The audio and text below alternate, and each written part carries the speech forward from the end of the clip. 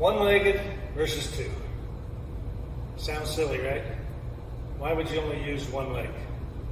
You've got two legs, they're both strong, use them both. Common sense would tell you that. But then again, a very, very small handful of people ever become Hall of Fame hitters. And in my study of their swings, I learned that the barrel has to get up to speed behind you, not in front of you. And in my process of duplication, mostly of Barry Bonds, a little bit of Manny, I could never get my barrel up to speed behind me from two legs. It became obvious that that was necessary. And then I had to find out how they're creating the power. And that didn't take very long at all when I figured out the stretch and fire against the rear leg. Okay? I've got a quick story to tell you. Spring training 2017, I'm in Tampa working with Aaron Judge. It's before he ever broke out. We're in a cage, we're hitting, I'm flipping to him, and for the first time, I say, Aaron, I want you to swing before your lead leg comes down. Basically, I'm asking him to swing from one leg. And he starts crushing balls.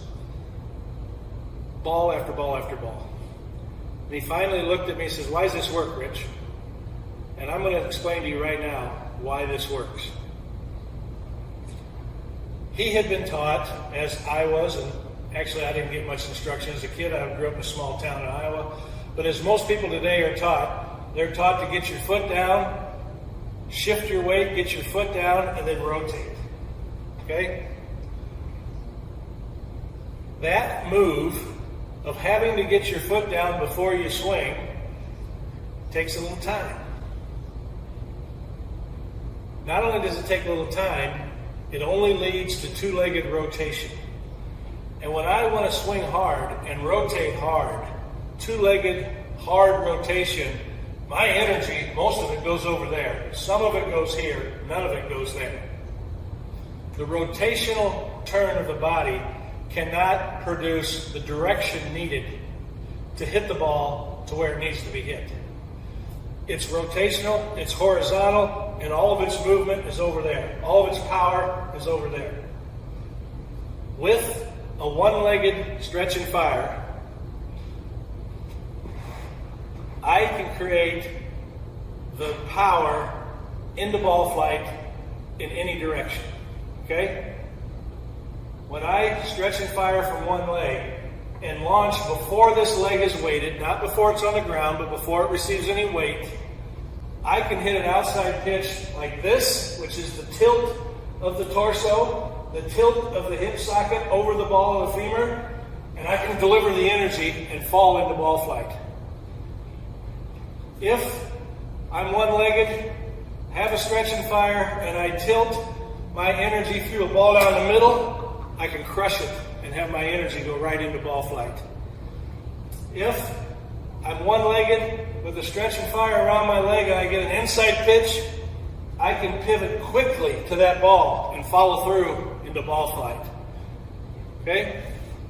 Aaron was taught, get your foot down 50-50, 60-40, rotate. The only way you can do that and hit an outside pitch is to disconnect from the rotation and push your arms outside. With one-leggedness, your pelvis, your leg and pelvis unit, because they become fused into a unit, has directional ability that you can make the energy go whatever direction you want it to go. Okay?